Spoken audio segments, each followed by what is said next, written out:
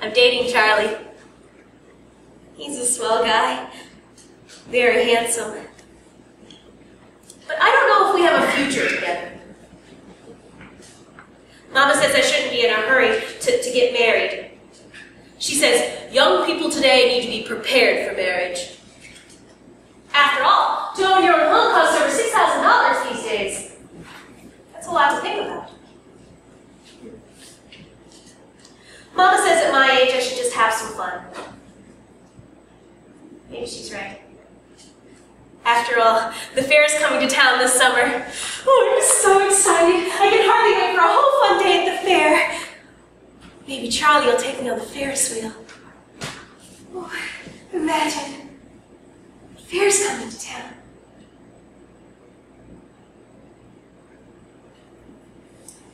Well, I married Charlie after graduation. He's a wonderful husband. And we have 3 beautiful children. Marie, Henry, and little Charlie. Amazingly, I have enough love to give each of my children. Now I know how Mama must have felt. Although we lost our firstborn in childbirth.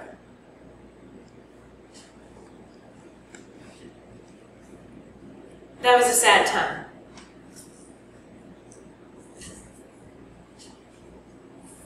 Annie.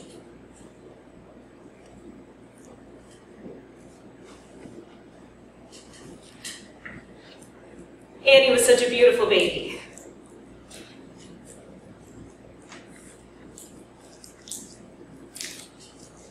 I was afraid that it might happen again, and my second pregnancy was stressful. But Marie was so anxious to start her new life that she was born just 4 hours after I went into labor. Mama was so happy to be a grandmother. Charlie had tears in his eyes when he saw our baby. He could hardly wait to be a mother.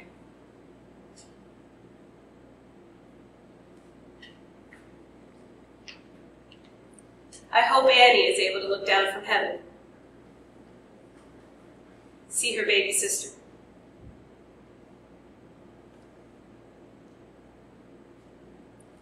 It seems to me that the predictable world I've always known is changing. I read about the hippies in San Francisco.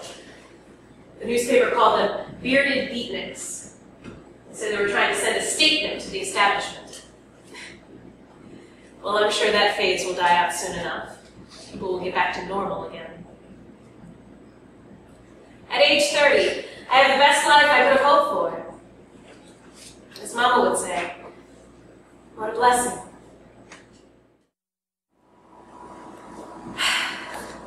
It's amazing how quickly the years go by, and how soon the children you've nurtured grow up. Somehow when they were little ones, I thought they'd be little ones forever. Mama says that when the grandchildren come along, I'll be able to love them and spoil them, and they'll think I'm the most wonderful granny in the world. Well, I'm sure that's true. But I can't help wondering how being a grandmother can outdo being a mom. Besides, I'm only 45. My children have their whole lives ahead of them. They shouldn't be in a hurry to grow up. They're all in college now. I'm so proud of them. They have plenty of time for marriage and a family. The empty nest gives Charlie and me more time to do whatever I want. Life is changing, and yes, I am too. When Charlie takes me out, I wear my platform shoes and my bell-bottom trousers. No more shirtless dresses for me. We went to the company picnic on Saturday, and I could tell that Charlie liked my new look. We have fun, Charlie and me. But I'll have to admit, it's more fun when the children come home to visit.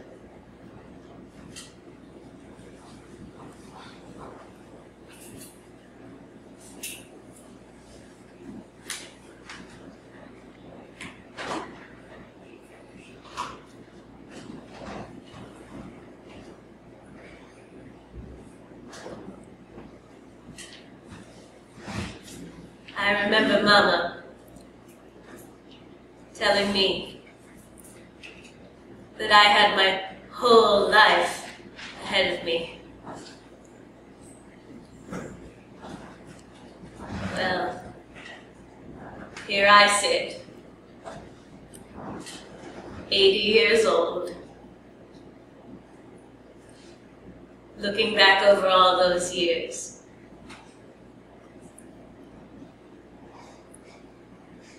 My children did marry and have children of their own. And I have 10 great-grandchildren now.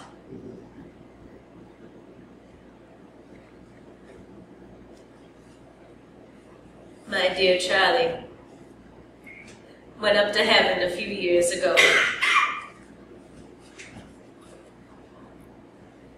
That was a sad time. I miss Charlie. Family misses him too.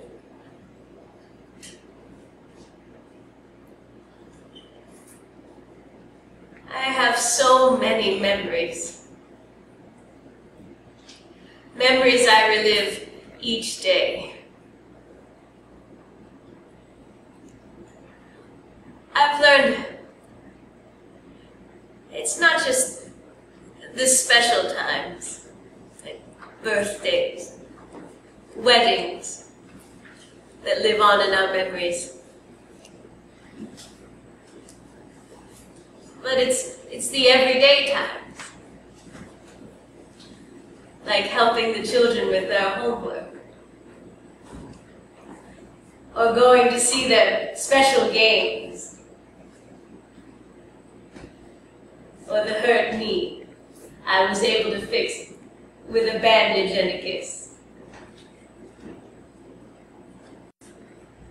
Those are the memories I love the most.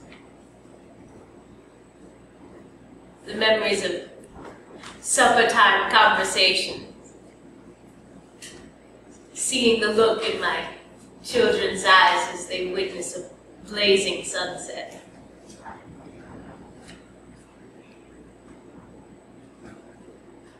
I like looking through my photographs and watching my family grow up again right before my eyes. Those are the best memories of all.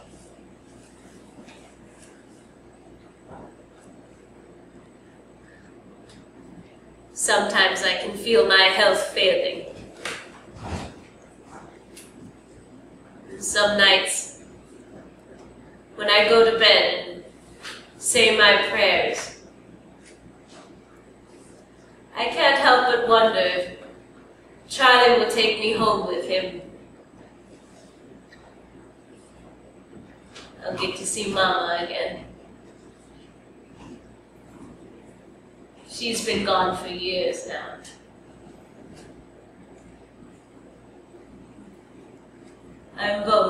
I'm sure that both Mama and Charlie can't wait to introduce me to Annie. I can't wait to put my arms around her.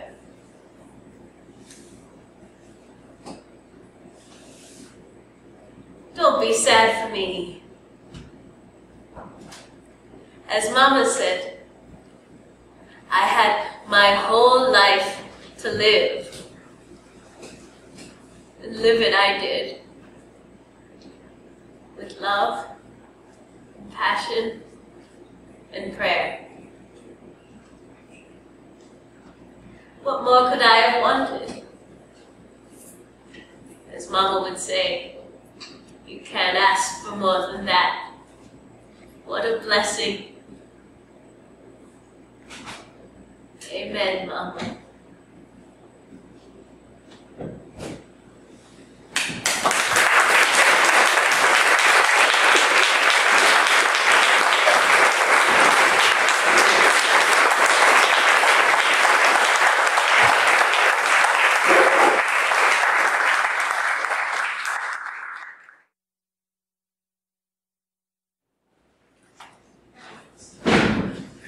Price, Carlisle. I want the basic car for a good price when I'm walking. Harvey, my friend, trust me. Red car, fully loaded, is you. The sticker on the red car says 30. I did my homework. The invoice on the basic car says 20. I'll add 300, and that's it. Well, I respect a man that does his homework, but tell me, what can you spend? Oh, no you don't. Don't try to pull a fast one on me. I'm a smart guy. Yes, you are, Marvin. I want to help you. Wait, let me talk to my manager first.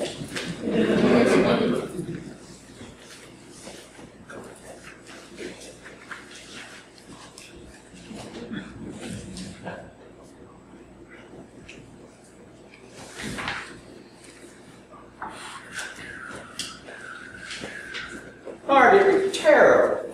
He laughed in my face. But I fought for you, man, and he wants to do you a special favor. $29.5 for the car. Look, your competition will sell me the basic car for 21. See? Well, this looks like his stationery, but you see his signature in place.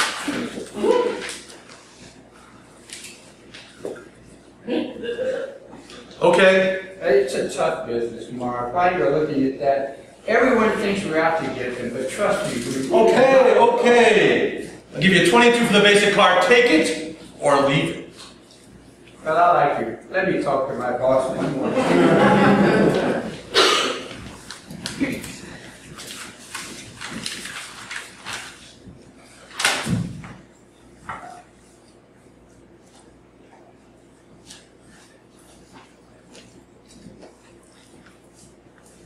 Marv, he wants me to show you his cost. That's what he tells me, to show you his cost of the car. Look at these figures here, for example. He begged me to show you his cost. A fully loaded invoice is $25 plus. Transport $1,000. Take back $2,000. Take down $2,000. Take $1,000. Then take out salaries. Even at 30, he's losing money. But I twisted his arm. For you, the red one, 29. Look, Carlisle, I don't want fully loaded. I want the basic car. I will give you 23 tops. Except nobody stocks basic. And a custom order costs an extra 10. Look at this. 32 for the basic. You buy the fully loaded car for 29. You save $3,000. And we take a loss. Wait. Say yes, my boss is coming down the hall. Say yes. What? Now? No. Yes. No. Yeah. Only if I save 3,000. You promise? Hard bargain. But you know something? 29. You win. I do.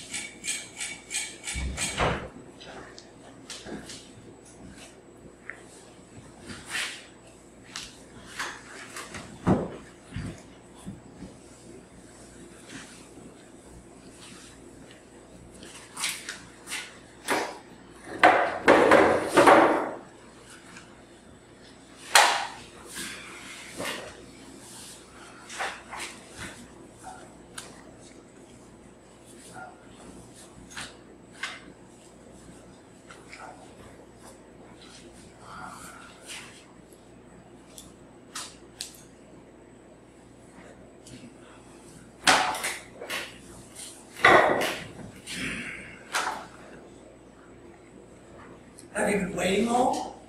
What do you think? Well, this shouldn't take long. Very routine, actually. Routine? What exactly is routine about any of this?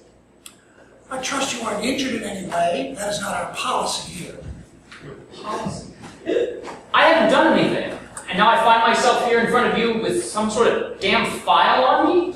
Will you please just tell me what this is all about? Very routine, I assure you. Just a few questions and you'll be on your way. That's it? Huh? That's all you're going to say to me? Just answer a few questions and I'm out of here? Well, I'd like to know what I've been charged with first. I think I had that right. There is no charge. You've been accused of no crime. Then why am I here? To answer questions. Concerning what? Concerning you. What about me? Are you acquainted with a Mr. Timothy Lewis? Yeah, he lives in my neighborhood. So what? Mr. Lewis is under investigation. For what? That I cannot reveal. Classified. So, then what do you need me for? According to our records, you have been acquainted with Mr. Lewis for 5 years. Well, he lives a couple of houses down from me, so we talk every now and then. So, yeah, I know him, but I wouldn't say we're friends or anything. So what do you need me for? To build a profile. Of who? Of you, of course. I don't understand. How does profiling me help in your investigation? I'm afraid that is classified as well.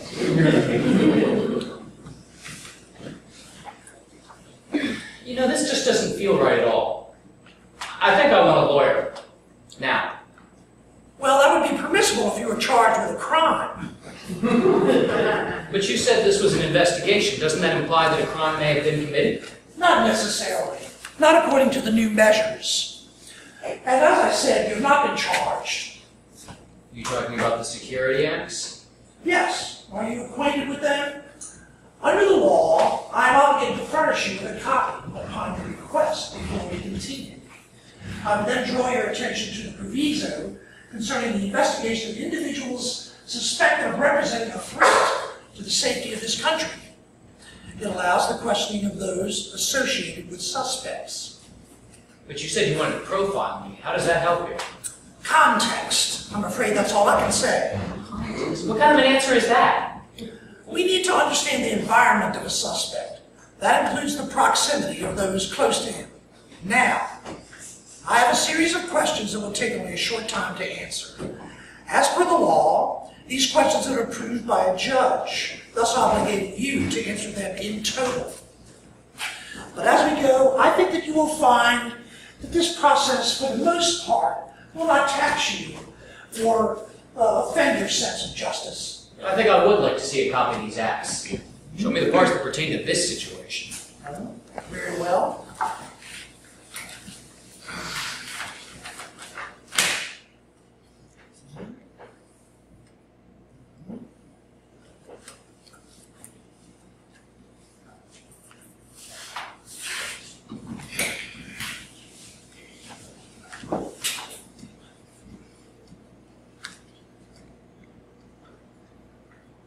Any questions? No. Then can we proceed? Sure. Go ahead. But I know my rights. I appreciate your solicitude. Now, can you please tell me your current age? Doesn't your little file there tell you that? It does, but I'd rather hear it from you. Is that what this is about? Me showing you how agreeable I can be? It's a simple question, really. Yeah, well, I think I'll wait for the next one, if you don't mind. All right. Would you consider yourself to be a happy person? Happy? What does that mean?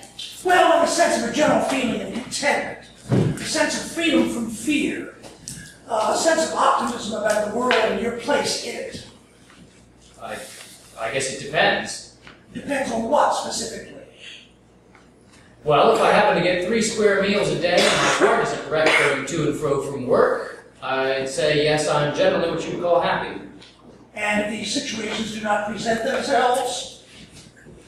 Then you might hear some very cross words come out of this mouth and observe a generally discontent expression on this face. So your happiness is equivocal, contingent upon external stimuli, Subject to frequent disturbance. Was I brought here to answer idiotic questions like this? I mean, has the actual questioning begun? Oh yes, this is a most important line of inquiry. It is, huh? Alright. I'd say I'm about as happy or sad as the next guy. I have good days mostly, the usual amount of days where I wish I could have just stayed in bed. Some days I'll wake up and I'll see a clear blue sky and I'll think to myself, now how could anything go wrong on a day like this? And then some days I'll wake up, see that same blue sky, and wonder if it'll be the last one I ever see. And do you see these, how shall I phrase it, these vacillations as normal? As the way most people perceive the world? Yeah, I guess that pretty much sums up most people, yes. What, did I answer wrong? Is that what you're writing there? I'm simply recording. Then are these questions the kind of questions that don't have a right or a wrong answer? Oh, I wouldn't say that. Now, you could provide me with a definition of the word happiness to the best of your ability. You gotta be kidding me. This is ridiculous. I'm dragged from my place of work by a couple of guys with badges and then made to sit here for what's felt like 3 hours now. But all to answer these getting to know you questions, these philosophy of life questions? What? Please set your mind to what has been asked, and you will be on your way shortly. Now, can you please give me a definition of happiness to the best of your ability? No. No, I'm not going to answer that or any other question. Well, then I'm afraid you will never leave this room. You must be joking. Is this the part where the good cop comes in with a cup of coffee and a sandwich and apologizes for his by-the-book partner? Says if I just cooperate, everything will be cool? As I said, you are not charged with a crime. I am not a law enforcement official. And if, as you say, you cooperate with this line of questioning, you will be on your way very soon. Now, give me a definition of happiness to the best of your ability. Who are you? What is this place? Please answer, and it will all be over soon. Please relax and resume your seat.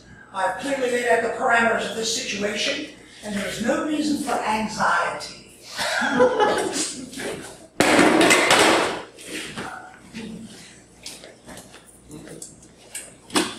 What is this? These are my associates. They are going to guarantee the expedience of these proceedings. I cannot allow any violent outbursts. Please calm yourself and take your seat, or there will be repercussions. I'm guessing there's a paragraph in there on throwing chairs. So to speak. Alright. Just answer a few questions and I'll be on my way. Okay? Exactly that. Alright, okay. Thank you, gentlemen. I think our guest has correctly assessed the situation. I do not expect any more unforeseen outbursts. Would that be your assessment as well? Yeah, I'm clear. No more problems. Good. Now, do I need to repeat the question? No. Happiness. Right. Happiness is getting what you want. What you need, I guess. And what do you want? What do you need? I don't know. A roof over my head? A job? Love? Love. Now, that's interesting. Why is that interesting? What are you writing here? As I said, I'm recording. You said love. Can you define love? I feel like I'm talking to a man from Mars. Haven't you ever read the Bible or something? What's that quote from Paul that you hear at every wedding? Something about love is this and not that? I'd like to hear your words. Love, okay. Love is caring and sharing. Oh, Jesus, I sound like a greeting card. No, you're doing fine. Please continue. Love is about being your brother's keeper, I guess. An interesting analogy. Could you please elaborate on that? You mean you don't know that phrase, brother's keeper? It's from the Bible. Continue. It means looking out for the next guy, caring about the general welfare of the people around you. Well said. Are we almost done here? I mean, I feel like you really should have abducted a philosophy professor or a priest if this is how it's all going to go down. Oh, to the contrary on both counts. First, you were not abducted, and second, I find your answers to be quite illuminating. Not abducted? No, you were asked to come join me here today, and you came of your own free will. They flashed a badge at me. Usually that means come or else. Or else? Yeah, you know, like to a prison cell. Well, perhaps I need to clarify something here before we continue. Whether you realize it or not, you are a very important part of this investigation. And the service you are providing is of keen interest to the organization and to the continued well-being of our nation. What organization? Who do you represent? Well, organization is a loose term. Apt in many ways, but who do I represent is a much better question. I represent you, of course. And by logical extension, taking that to its logical conclusion, I represent all of human society. Well, I don't know you. I've never seen you before in my life. And I don't remember pressing down your button on election day. I was elected according to the need, the essential need that I fulfill, which means that I am, as you say, my brother's keeper.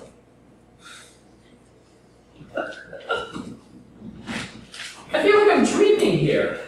Only a dream could be this weird. Why that choice of word, weird? I can call it any way I see it, unless you want to show me a paragraph in their own vocabulary. Can we continue? Yes, please. I don't think I can take too much more of this. Noted. Now, what do you consider to be your life's work? What does that mean? What do I do for a living? Yes, that's one aspect of it. Doesn't it say in your file? I mean, it's no secret. In your own words, please. All right, we get it. I set up computer systems for companies. Is that good enough? Is this a personally run enterprise? Yes, it's my own business. And would you consider this to be the reason for your existence? You mean, is it my destiny to set up computer systems? Well, I mean, I'm good at it. I enjoy it. I'll make a decent living. Is it in your most private thoughts what you dreamed your life would be? Well, no. I mean, I always wanted to write, actually. I wrote a novel once. Tried to shop it around. No takers. So your vocation in computers is a way of making a living. It's not your deepest desire. Yeah. But I mean, I am good at it. I enjoy it. I'm pretty damn well with it. That's pretty normal, don't you think? Practical compromise is a consistent theme in most people's lives. Practical compromise. Very neat. How are we doing on your list? Quite well. Just a few more questions left. Great, keep them coming. I appreciate your enthusiasm. That's not the word I would use. Granted. Can you please share with me your most painful memory? From childhood or adulthood? Whatever elicits the most discomfort. Well, just off the top of my head, I'd have to say my dad's funeral. That's a very intense experience for anyone, particularly for a man. Can you tell me why this is more so for you? Because of the circumstances. He'd been fighting colon cancer for about 3 years. 3 long, hard years. There were a couple of times when I didn't know if I was going to see him the next day or not. But he managed to pull through, full remission actually. And after all the chemo, losing his hair, looking like a skeleton, he was finally on the upswing, looking great. And then one night he got into a head-on collision with a drunk driver, died instantly. And the drunk driver made it through with only a couple of broken bones. And what caused you the most pain? The irony? The apparent injustice? How about all the above? And who are you most upset with? God? An unfeeling universe? Inscrutable fate? You know, it's almost like I don't need to answer you sometimes. You seem to know what I'm going to say anyway. Oh no, I have no extraordinary prescience. It's just that I've been performing in this capacity for some time now, and I find that people tend to answer the same questions in the same way. But you have not answered my question. Who are you most upset with, in your own words?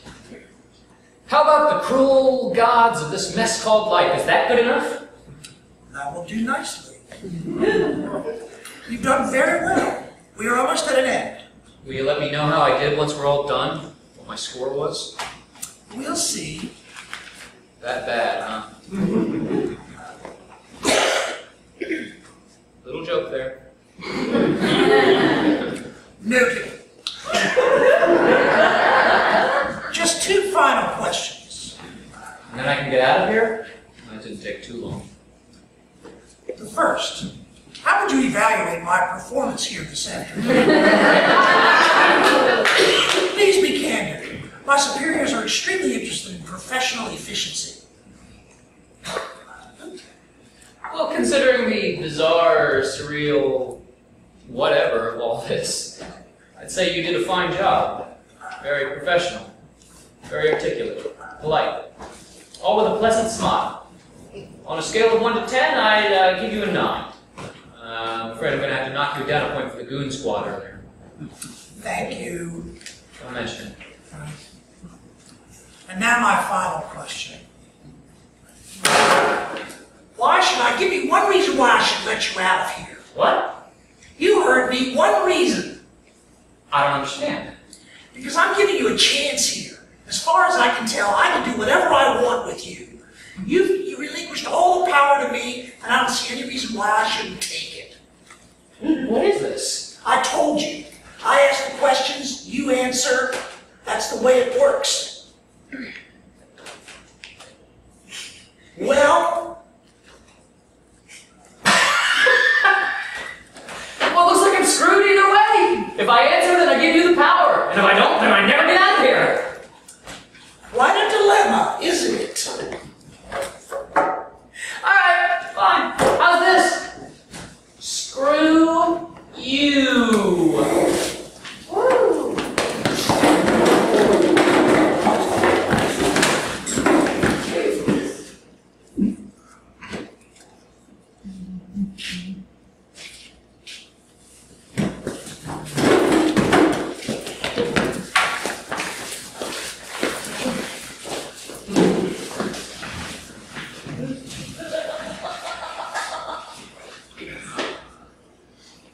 You can bring in the next subject, please.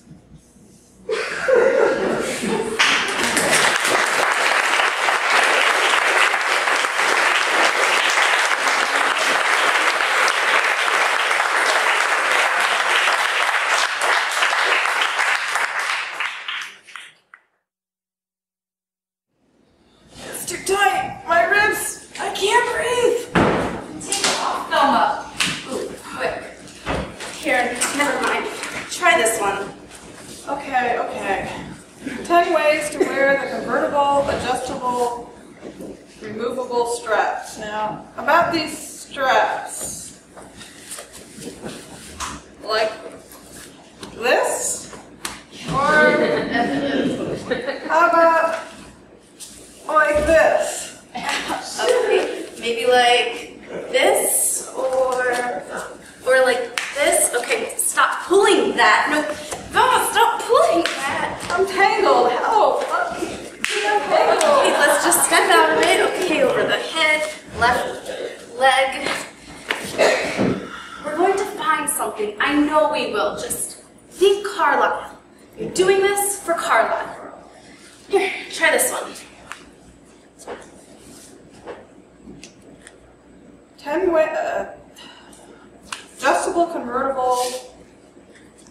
This is patented pullover design. You mean over my head? Like this? can't get it on. I'm stuck. I can't get it off. Well.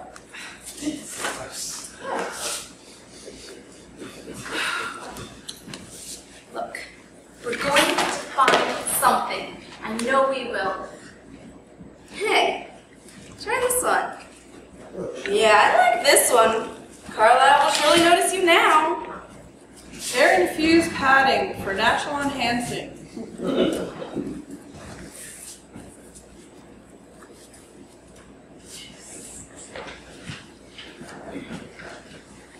But I'm so huge. Velma, is that really you?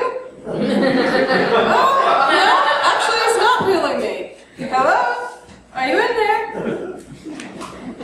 Where are you? Well, I'm too small for this C cup, but it definitely has potential. Quick, go get a B cup and pray they have one.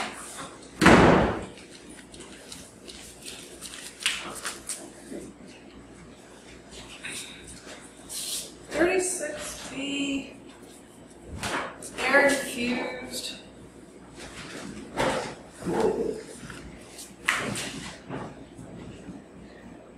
Ta-da! I'm in there, but it's cutting into my armpits, and I'm losing circulation to my fingers. Okay, well, just don't cry. So the B cup is too small. Let's try the 36C on again. Where is it? Damn. Oh, here it is. Please fit.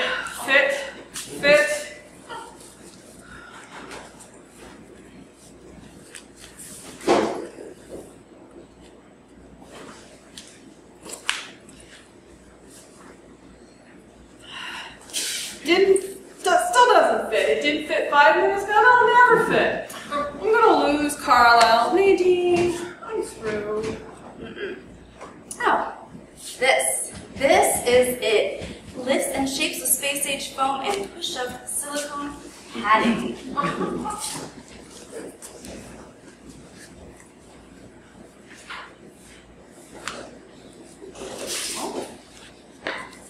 Oh my God, cleavage! Kiss me, you brute!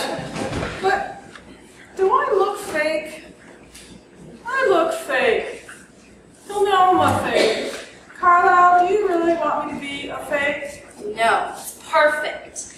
But all we have to do is something about your hair.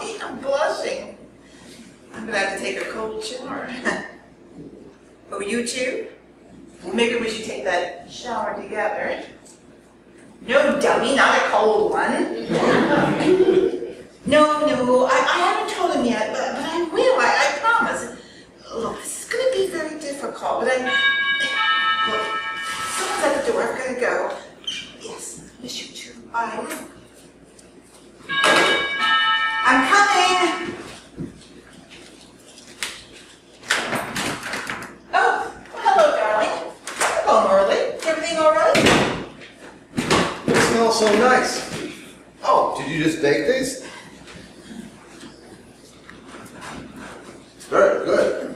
I just made up a bunch. Penelope, our next door neighbor, she came over to whine some more about her mother-in-law. The more she whined, the more she ate. I was afraid she was going to eat up the whole plate. These are really very good.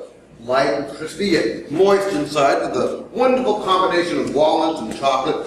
With just a hint of... What do I detect? Is it a bit of vanilla or almond extract? Almond, Peter? Peter, you haven't answered my question yet. Why are you home so early? I quit.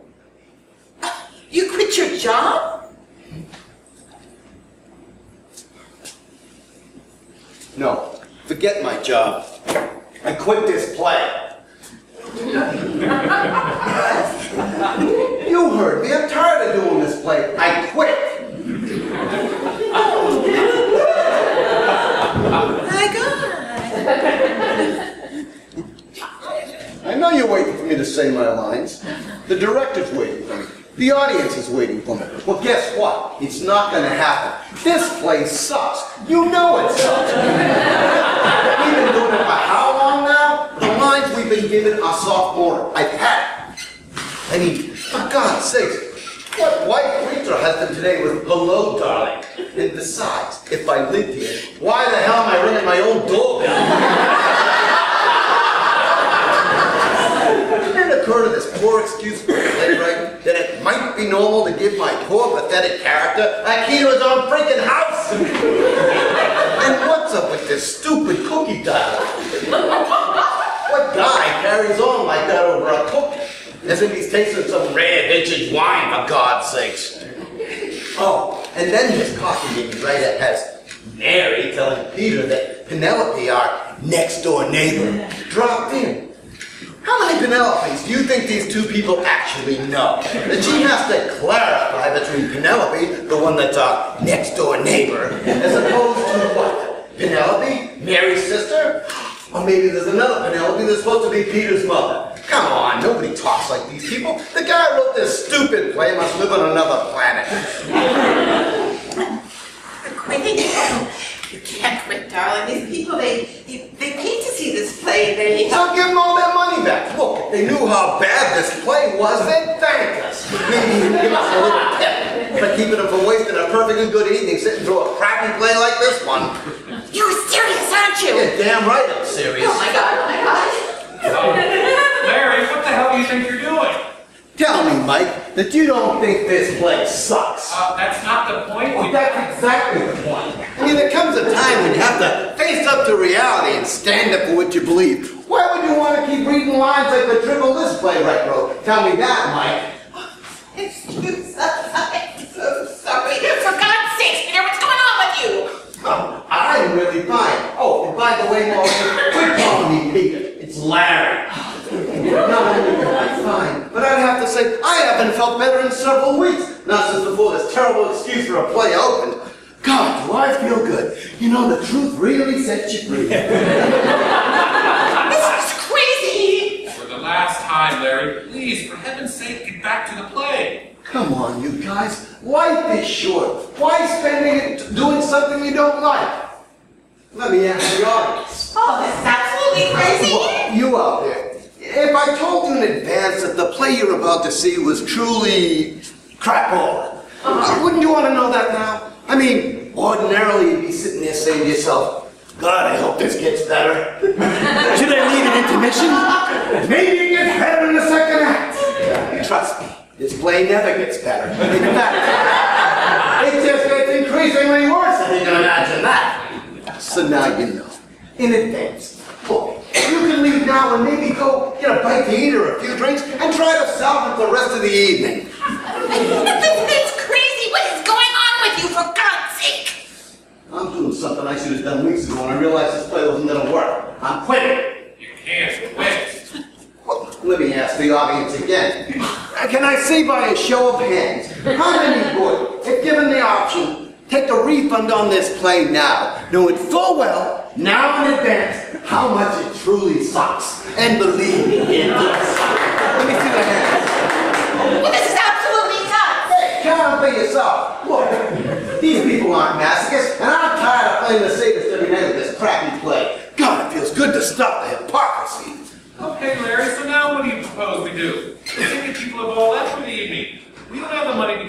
Charlie back a refund, so now what? Oh. Oh, is that all you can say? Oh? Well, maybe we can write an IOU on the back of their playbills, sign our names, and they can get a refund later from the theater company. Sign our names? You mean sign your name, Buster? Out of your freaking mind, Larry. The theater company is never going to do that. You're the one who caused this big mess. They'll make you pay everyone back. I hope you think it's worth it. You know I can't afford to cover all these refunds. Oh, well, maybe you should have thought about that, Mr. The Truth Shall Set You Free, a.k.a. Mr. Not-So-Thespian. Maybe you should have thought about that a teensy-weensy bit before you offered your grand, heroic gesture of artistic honesty to all the folks out here. You know, there's probably a few lawyers out here. Lawyers? And right about now, they're probably smelling a nice little opportunity for a nice little lawsuit. Perhaps sue both you and the theater company together. Look, I'm broke. What can they take? You'll never get another role with this theater company again, I can tell you that much. So? So word travels. I bet you never get a chance in any area of the theater company to be third assistant to the second in charge of picking up gum balls off the floor. All right, I get it. Listen, you two, I have an idea. You already have an idea. I'm afraid to ask what this one is. No, it's a good one. Well, it better be. Yeah, we've got a whole audience out there that can't wait to hear what your brilliant idea is, Larry. I say let's do our own play. What? Say that again? Our own play. Now look. No, hear me out, you two. Tonight I made the decision.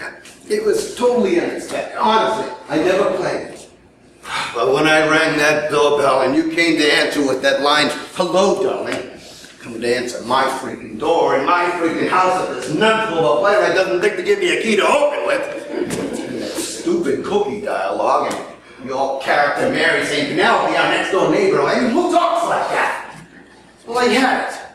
I quit. And you know what? I'll bet out here in the audience are a whole bunch of folks who want to quit something or another. Maybe there's an accountant out there who's up to his eyeballs in other people's assets. Or a dentist who's tired of looking down at people's mouths all day. Or a proctologist who... You get the idea. We're all wanting to quit something or other. Taking care of the kids, maybe a sick older parent, a loveless marriage, a boring job, a hellish commute to work. But we don't do this because we're too, what's the word? Irresponsible.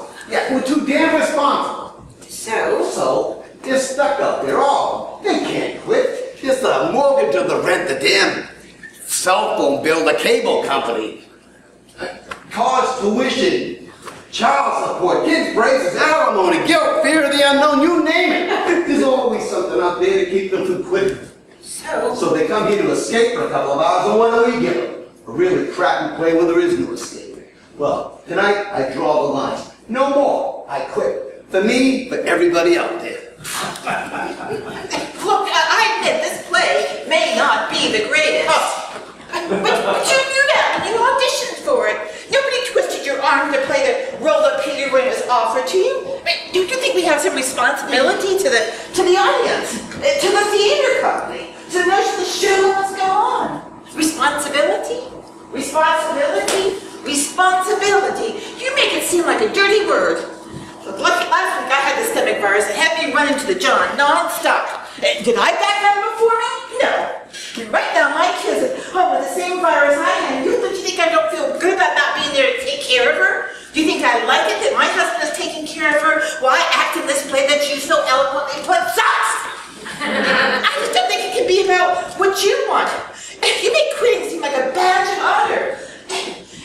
Do you really quit for them out there as you claim, or is it really all about you?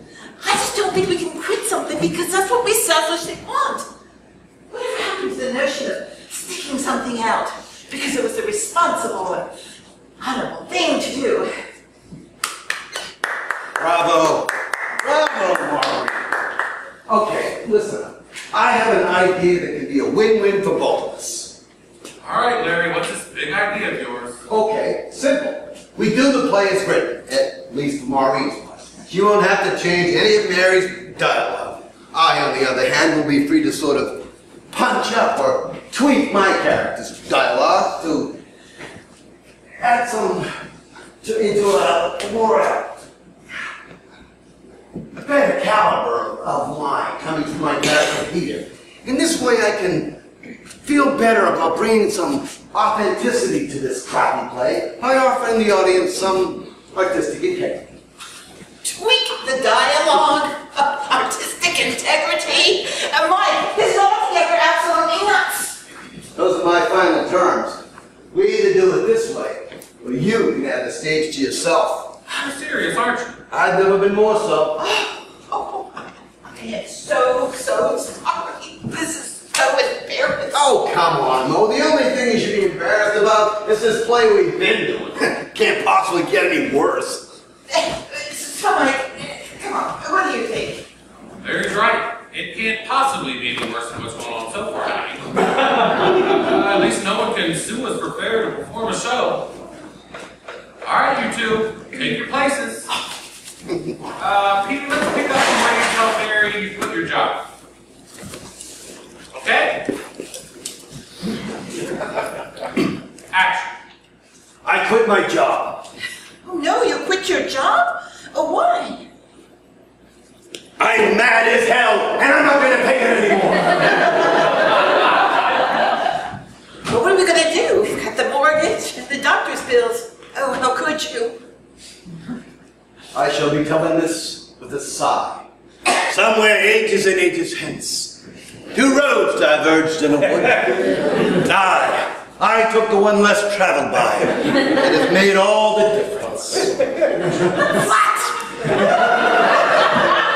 After 15 years, they took away my territory and gave it to Charlie. Can you imagine that? Charlie, for God's sakes. Two bad quarters and they take away my territory after 15 years. Now they want me to take over his old territory. You quit over that? Look, Mary, Charlie's territory was Alaska. Alaska! I'm selling outdoor pool supplies, for Christ's sake. Alaska? Tell me, how the hell can I make it in Alaska selling outdoor swimming pool supplies? I see. Didn't your father used to live in Alaska? Oh, yeah. My father lived many years in Alaska. He was an adventurous man. We got quite a streak of self-reliance in our family. I thought about going out with my older brother and try to locate him and maybe settle in the north with the old man. And I'd almost decided to go when I met a salesman in the Parker House. His name was Dave Singleton, and he was 84 years old. He drummed up mansions in 31 states. And old Dave walked to his room, you understand, put on his green velvet slippers, I'll never forget, and pick up the phone and call the buyers. And without leaving his room, at the age of 84, he made his way. And when I saw that, I knew that selling was the greatest career a man could want. Because what could be more satisfying than to be able to go at the age of 84 into 20 or 30 cities and be remembered and loved and helped by so many different people. And when he died, and by the way, he died in his green velvet slippers in the smoker of the New York, New Haven, and Hartford going into book. When he died, hundreds of salesmen and buyers at the funeral. Things were sad in a lot of trains for months after that. Those days there was personality. There was respect and comradeship and gratitude. Today it's all cut and dry. And there's no chance for bringing friendship to bear. Or personality. And you see what I mean? They don't know me anymore. Dr. Phil had a show on this very topic this week. Men who quit their jobs and leave their families stranded. Look, Mary, if the boss would only give me another chance, I could have turned my numbers around. I could have had class. I could have been a contender. Instead of a bum, which is what he thinks I am. Dr. Phil says it's like a midlife crisis thing. Well, I guess, sweetheart, since we don't have any money, you won't be able to get that little foreign sport convertible to go along with your little adolescent rebellion. If I were a rich man. Yeah, diddle diddle, bubba bubba diddle dum. Bitty bitty bum. If I were a wealthy man, I wouldn't have to work hard. Yaha diddle diddle bubble. If I were a bitty bitty rich, yaha diddle diddle diddle man. Yaha diddle bitty bitty bitch! Are you going to answer that or should I? You talking to me? You talking to me? The phone here. You're not asked for whom the bell tolls. It tolls for thee. Anyway, I got the little boy's room. I'll be back. I guess I'll answer. Hello? Oh, no. He's here. No, of course I haven't told him yet. Look, this is the worst possible timing. I tell you, I will, but... I know, look, he's coming back. I gotta go.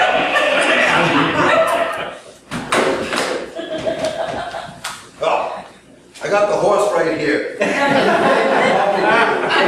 This guy says if the weather's clear, can do. This guy says the horse can do.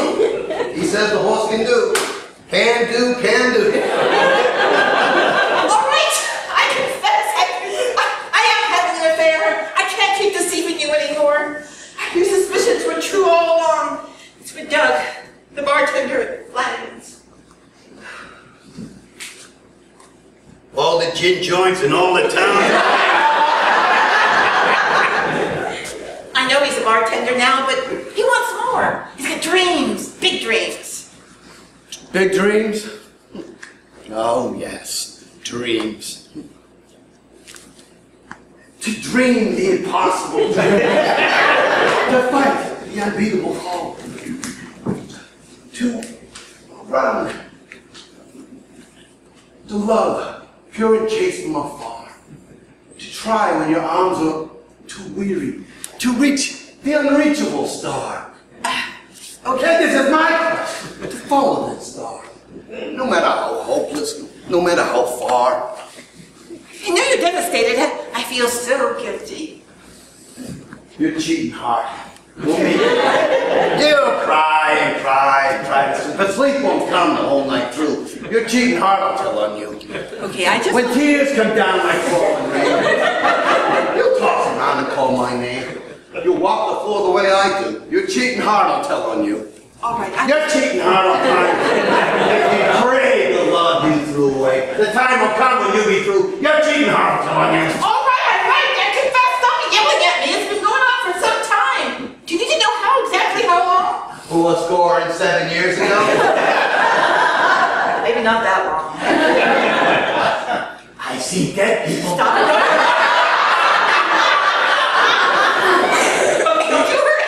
You know what, Mary? A census taker once tried to test me. I ate his liver with some fava beans and a nice... Go ahead, make my day. Hello, police. This is Mary Crawford. My husband is threatening to kill me. 938 Maple Street. Please send someone out right away. Please hurry. Please, we'll be here in a minute. Do not go gentle into that good night. Old age should burn and rave at close at day. Rage against the dying of the life. I know you discovered my infidelity on the same day you quit your job. I suppose you could say, dear, we've both made poor choices. But, darling, don't you think we could patch things up? To be or not to be? That's the question. Whether it is nobler in the mind to suffer the slings and arrows of outrageous fortune, or to take arms against a sea of troubles and opposing them. Good. I'll just call the police back and tell them it was all a terrible misunderstanding. Hello, police. This is Mrs. Crawford calling again. I'm calling to cancel my complaint. Yes, it was just a terrible misunderstanding. No, I'm not going to press any charges. I'm really sorry for any inconvenience that might have caused. Oh, You have a nice day too. What we've got here is failure to communicate. I don't know how I could have slept with another man, your best friend even, and then told you this on the same day that you quit your job. I don't know how I could have done such a thing. I'm so very, very sorry. Well, nobody's perfect. And besides, love means never having to say you're sorry. Mom always said, life was like a You never know what you're gonna get. No, Peter, I never thought another man would come between us. The problem of 3 little people don't amount to a hill of beans. Don't you think we could heal from this and love one another again? It's better to have loved and lost than never to have loved at all. Maybe we could make it. It hasn't been all bad. We've had some good times, haven't we? It was the best of times. It was the worst of times. It was the age of wisdom. It was the age of foolishness. It was the epoch of belief. It was the epoch of incredulity.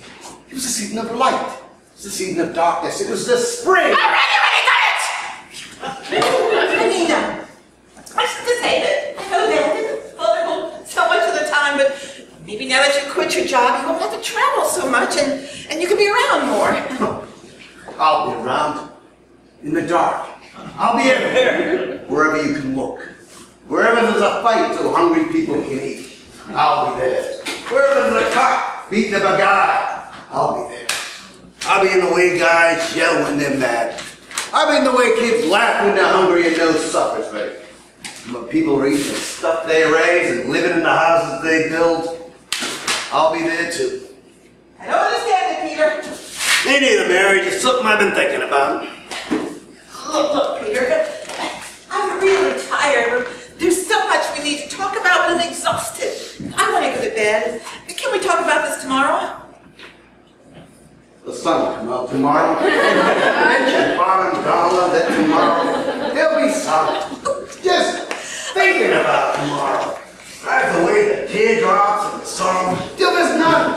When I'm stuck with a day that's gray and lonely, I just stick up my chin and grin and say, oh shit!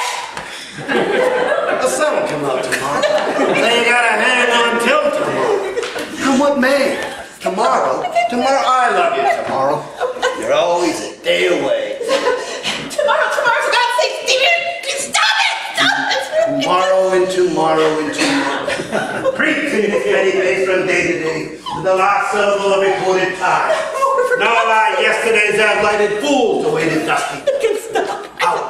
Out, free candle. Life is but a walking shadow, a poor player that struts and frets a star on the stage. And then is heard no more. It is a tale told by an idiot. Well, that's for sure. Full of sound and fury, signifying nothing. That's it! I'm done! I'm finished! I can't take this anymore! Look, I'm trying really, I'm sorry, but I just can't do this anymore! I've had it! Not the why I agreed to this crazy idea in the first place! I quit this show right here and now! It's all Larry's show, for one thing. Well, the he was right. Everybody has their quitting point, and I have found mine! Deal bullshit! I will never, ever, enter the same stage with this man again. Ever. I don't care if they offer me a dozen Tonys, 100 Emmys, to spend 5 seconds on the stage with this bozo. Are you getting this? I will never be on the same stage with you ever again. Ever. I am out of here. Out of here.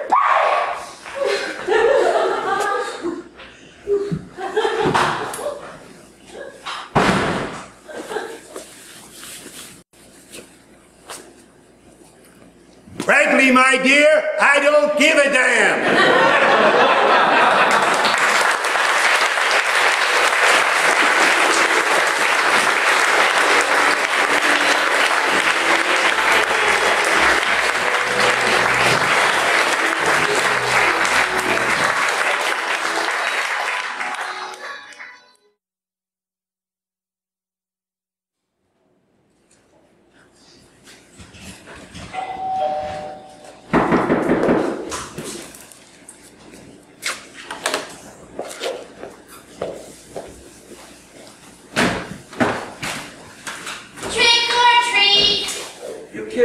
bothered by Cadillac out there, did you? No, sir, we wouldn't do that. You guys look like real vampires in those costumes. Be careful of my car. It's a classic.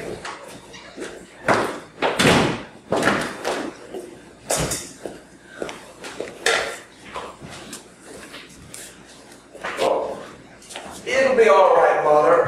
I'm sure they won't bother your car.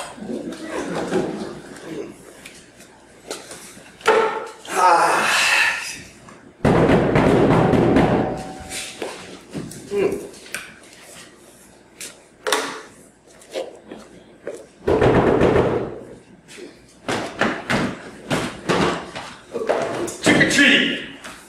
Get lost. I don't have treats for adults. Why not? We spent some good time putting these costumes together. Twirl for him, Princess. Show him what you got. He needs to invite us in so he can see you twirl. You're the handsomest man I've seen tonight. Please, I'd really like you to see me twirl. I'll twirl special, just for you. She really does a beautiful twirl, man. What the hell? It's Halloween. Come on in. We'll all have a beer. I'll get the beers. We don't drink beer. I'll have some brandy. We don't drink brandy. We want a real treat. How about this fabulous picture frame, Ernie? We can dump the picture. Put that down. That's my mother. Nobody touches her. This telly might make a nice treat. What do you think, Princess? It's kind of small. Besides, I don't like the program he's watching. Don't you worry, Mother. They'll leave soon. Hold on, I'll switch to an old-time movie channel. I have a treat for you. Don't be naughty. Hey! Get away from her! This watch you're wearing would make a nice treat for Ernie. Nah, it's analog. I need digital. Are you people crazy? Get out of here. Not until we get our treat. Ain't that right, Ernie? I'm calling the police. Phone don't seem to be working. Ain't that right, Princess? You might have trouble getting through with me and the princess here. Ernie, ask him if we can have the telly and let's go. I don't like it here. Are you crazy? We don't need a telly that small. You said you wanted a new telly before we came Yeah, here. but not that small. You have a bigger set somewhere? 60-inch set in my rec room, state of the art. Weighs 136 pounds. I doubt you can handle it. Princess here can handle it easy. She's stronger than she looks. What else you got? We want something small and valuable. You be nice, honey, and we'll be leaving real soon. Get out of here. You get nothing. I'm calling the cops. I'll get it. I just love handing out treats.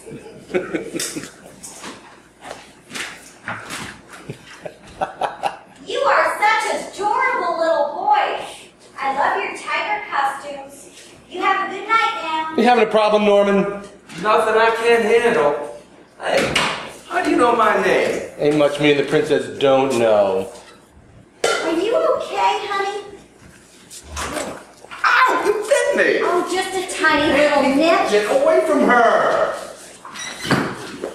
Are you okay, honey? Look at him, Ernie. He looks pale. You be nice, honey, and give us a treat so me and Ernie can leave. He'll be okay. You watching this old-time movie?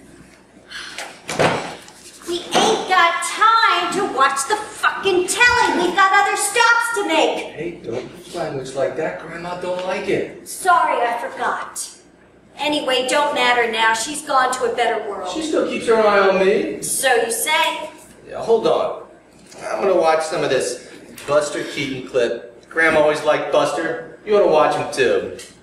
Well, she ain't here to watch, and we got other stops to make before morning. We need to leave now. You ought to be more respectful of Grandma. She may not be here in body, but I can feel her wheezing down here right next to me. Now, why don't you go find us a treat so we can watch?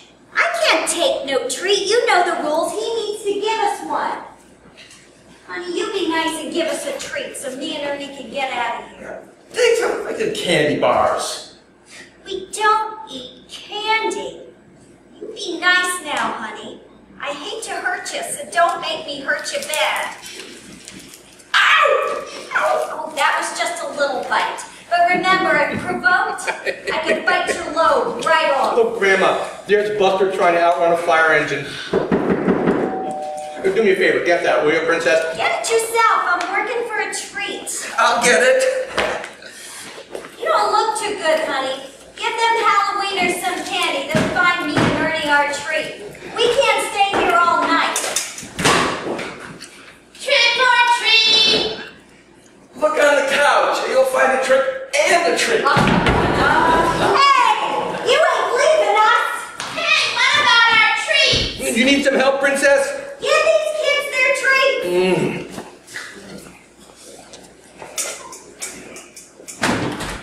Here you go, kids. Now get lost.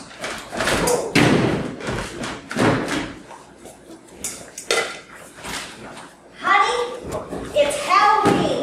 You need to give me and Ernie a rightful treat. I know. How about I ride my convertible? I can take you to your next stop. Me and Ernie, we noticed when we walked up the drive, you keep that car looking real nice. Yeah. 1968 DeVille. They don't make cars like that anymore. Well, how about it? I can drive you to your next stop. That'll be a real treat for you. You won't have to walk. Me and Ernie might like a spin.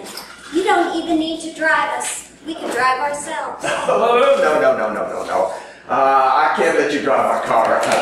It belongs to Mother.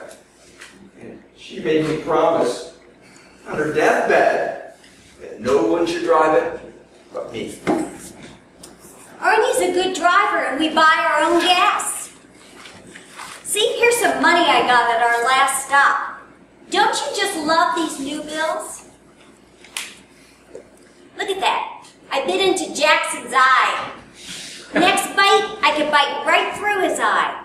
You ever think what it would be like to have someone bite into your eye? Not something I've ever thought about. At least until now. Here's 20 more. Take a long drive. I'm sure Mother will understand.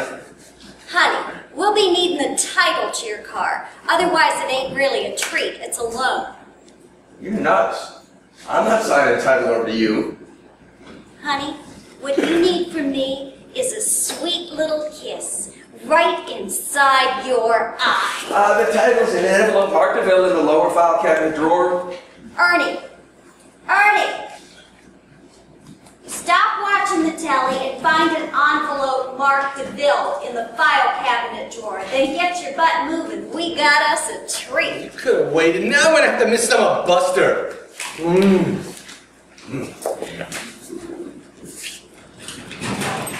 What drawer did you say was in? It's in the bottom. Bet you're glad kids don't trick anymore by dumping shit on porches. That can be so messy to clean up. What's say, Norman? Ready to sign?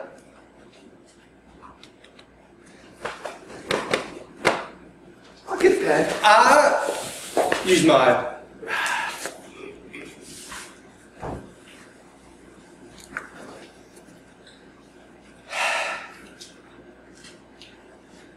Thanks, man.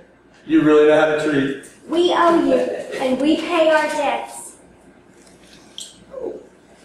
My mouth feels like something sharp has grown inside. Don't be staring at me. Me and Ernie like you. We'll be finding you a nice treat before this Halloween is over. I think my mouth is bleeding. Here, take this. You'll stop soon enough. And when we get to our next house, you just follow our lead. You get the hang of how we work soon enough. You go on without me. I'll be fine. I've got something on my desk. Oh, it's not gonna matter. Hurry up. We might find your girlfriend at our next stop. You are just gonna love the treat we got in mind for you. Hey, and hold that handkerchief tight. We don't want you getting blood on our car.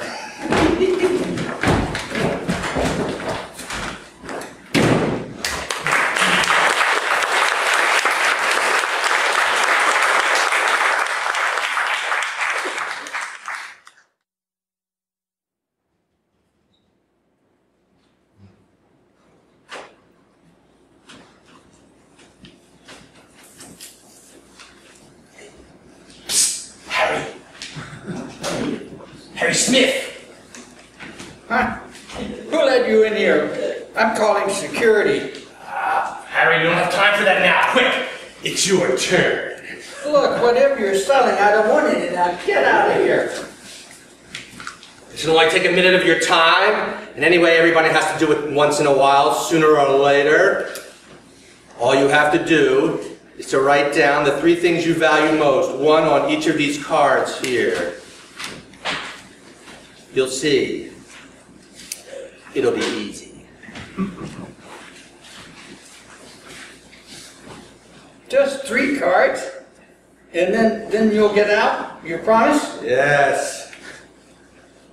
Please, I'm in a hurry, Harry. I'm writing as fast as I can.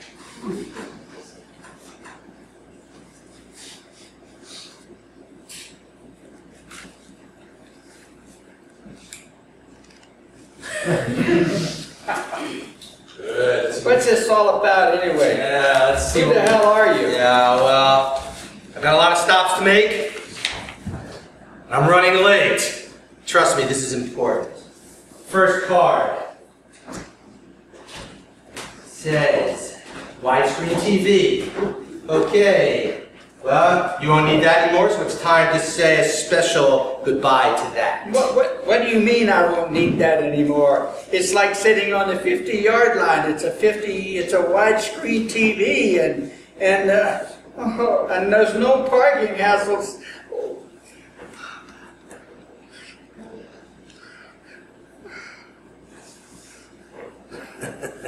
Second card. President of the club. Ooh, okie dokie. Well, it's time you bid a fond farewell to that also.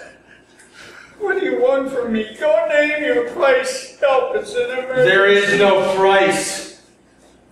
You can't avoid this, Harry. No one can. Your time is up. But I'm not ready. Yes, that's what we all say. I'm not your guy. Yes, well, the third card reads, Shirley. Shirley, oh please, my wife, I've got to get to her. Shirley. Wait, please. Isn't your wife's name Betty? Yeah. Aren't you Harry George Smith?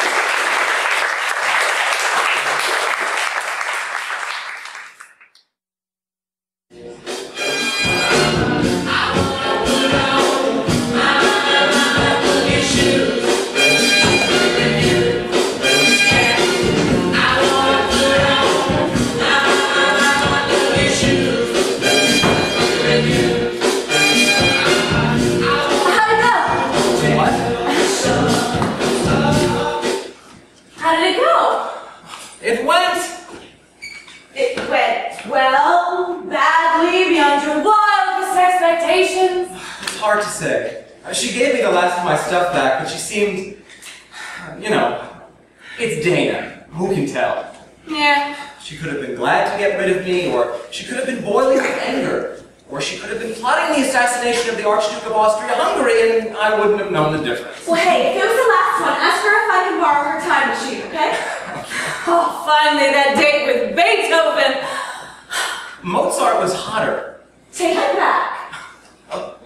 I need a drink. Do you want one? Sure.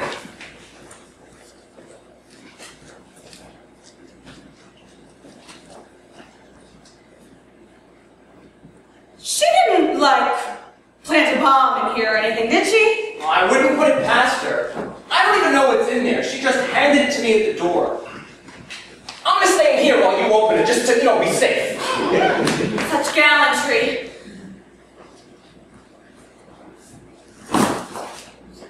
Yeah. We live. Well, I guess this means I can't drink your beer. Hey, give it. So, why are you in such a good mood? Why the sudden outburst of spectacular rug cutting? Oh, remember Zach? I dated him a while back. He made this for me. It's a romantic mix. I love it. It makes me want to dance. Boogie shoes is romantic? Well, I'm sure if you look at it in a certain context, it is. This is the song that says, I want to do it till the sun comes up. Yeah. And if that don't say romance, I don't know what does. I hope that's the end of it. Seeing her again just makes me uncomfortable. She probably kept a trophy or two if I know Dana. Do you? Do I what? No, Dana? Well, I used to. But then she met you and she got weird and I don't know. No, I'm sorry. Did you say met me? Because you were the one who introduced us. Yeah. And what do you mean she got weird? She wasn't weird before? She was, but she just... Uh-oh. What's the matter? Well, it looks like Dana and Zach had the same idea. Look, for Jay. Oh boy. Let's play it! No. Oh, come on. Maybe she made it for you a while back and just forgot to give it to you or something. Why would that make me want to listen to it? I'm playing it.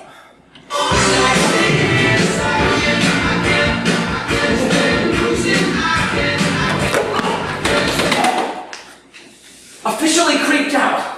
Why? Well, it's Can't Stand Losing You. It's a stalker song. Oh, like every breath you take. Yeah. Yeah, that's on here too. Oh my God, I'll get you. I will follow him. Barrel of a gun? She's gone crazy. Damn. She's going to kill me. Or herself. Or me. Wait, did she leave a note or anything with it? No, it's just a track listing. Think you better think about leaving town for a while, buddy boy. No. Why? It's her. Why would it be her? Don't open the door. Why does she even know you're here? Where else am I going to go? Well, she must have followed me. Oh God! She saw me come over here, and then she went home and got everything in order and got a gun. Dana doesn't have a gun. How do you know?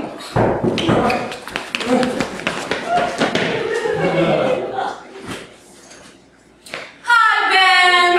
Hi, Lou. How's it going? Fine. That's good. What the hell are we doing? Nothing. Just trying to put Psycho-Paranoid Boy's mind at ease. Hey, Psycho-Paranoid Boy. You rang? Hey, Jay. Psycho-Paranoid Boy. Please, call me Psych. Why the new nickname? Oh, Jay's got a stalker. It's new and exciting. Stalker? Forget it. So, what brings you here? Well, I just got off the phone with Dana and...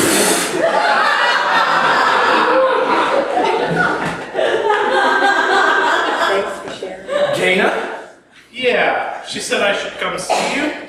Did she say why? No, she just called me and told me to go see Jay. What did she say? What exactly? She said, hi, Ben, you should go see Jay. That's it? Yeah, the connection was really bad, so there might have been more, but it was mostly static. Well, here I am, seeing you.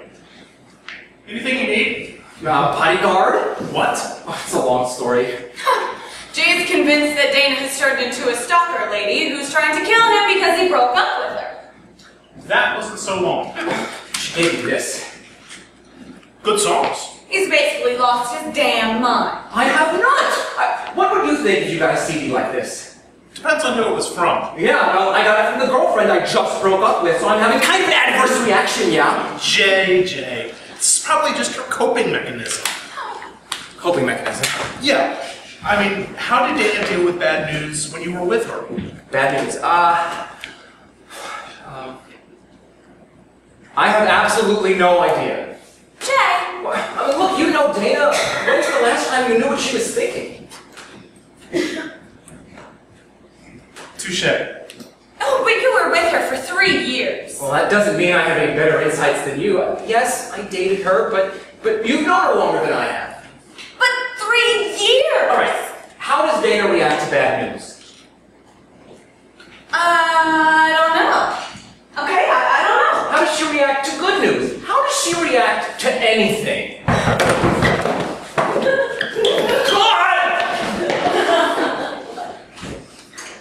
Hi. It's okay, Jay. It's just Sam. My name is Psycho-Paranoid Boy, remember? Lou, Jay, Ben, Lou. How's it going, Sam? Excellent, well. Got a weird phone call a few minutes ago. From Dana? Suddenly psychic, that man. Did she say to go see Jay? Yes, she did. And I bet she didn't say anything else. Were you there? Oh my God. All right, this is getting a little weird. Yet intriguing. Jay, listen, just because we don't know how Dana reacts to bad news, or good news, or any news at all for that matter, doesn't mean that she's turned into a crazy stalker lady. In fact, it's actually evidence against it. Yeah? Great! So when you get interviewed after Dana kills me and dumps my body in the lake, you'll get to say, oh, Dana was always so quiet and reserved. We never thought she could do something like this. There are no lakes around here. Not helping, no. It's kind of a leap, though, to go from dating her to assume we're capable of killing you. It wouldn't be the first time in history that's happened to somebody. Yeah, but... All right, guys, look. Put yourself in my place. I was with her for 3 years, and I never knew what she was thinking about. I could never tell if she was mad at me, or if she was happy with the way dinner turned out, or if she... I couldn't tell anything, all right? So to go from nothing to this, yeah, it makes me nervous. Do you really think you're in danger? Really?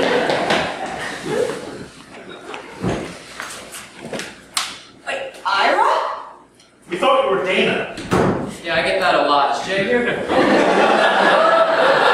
Dana sent you. Yeah, how did you know? Why else would you be here? Did she say why she sent you on this particular mission? No, but it sounded important, whatever it was. Where is he? Hiding in the kitchen. From me? Could be. The hate. It rolls off you in waves. Whatever. Jay! Ira. Hey.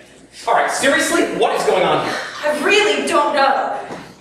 Maybe I should go. Wait, where are you going? I don't know. You suggested leaving town. Yeah, I was kidding. I'm not. Every time you open the door, there's someone there that Dana sent to come see me.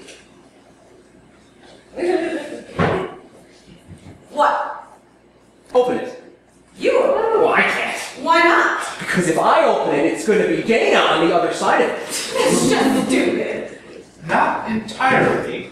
I'm confused. Us too. They'll fill you in, Ira. Just open the door. No. Right, hear me out. All these people knew Dana before they knew me. I didn't, so what? So their loyalties are with her, not me. Don't you think it's a little weird that Dana is surrounding me with her friends? Why did she send them? And why did they show up when she didn't tell them why she wanted them to? I'm sure that there's a very simple explanation to all this. Open the door.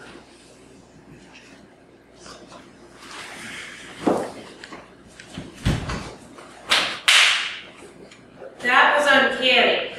Wasn't it just? What's up? Oh, I'll fill you in. You can't tell me. You can't tell me that this makes any sense. I admit it's a little weird.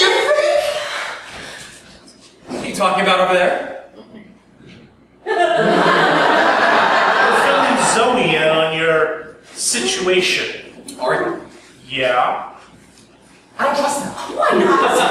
Ira has always hated me. Why would he come here unless he were planning something? See, now you're just being ridiculous. Yeah, you explain this then. I can't explain it, but All right, don't open the door. Hey, Jay. Lou, please. Where'd they go? I don't know. Guys. We're in here. Why?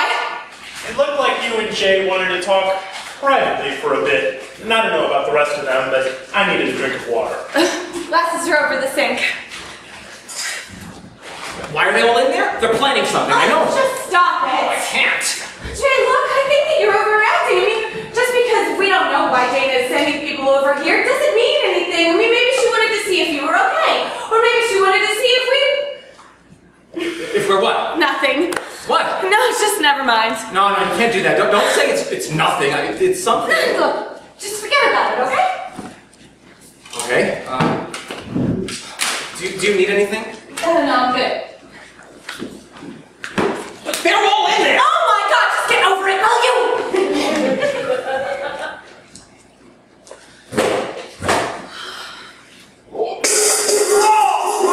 Jay?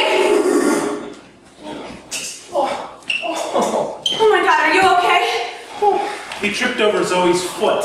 I'm so sorry. I'm such a klutz. Forget it. Are you all right? I don't know. He hit his head on the counter pretty hard. I should lie down. I think you should go to a hospital. Oh, no, I'll be okay. I just need to rest for a little while.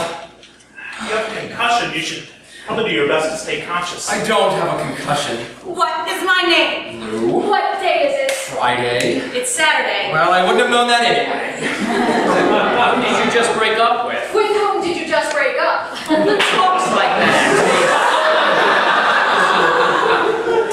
Look, everybody, just shut up, okay? Guys, can you give us a minute? Sure. You have a nice kitchen? I'm sorry. It's okay. Thank you.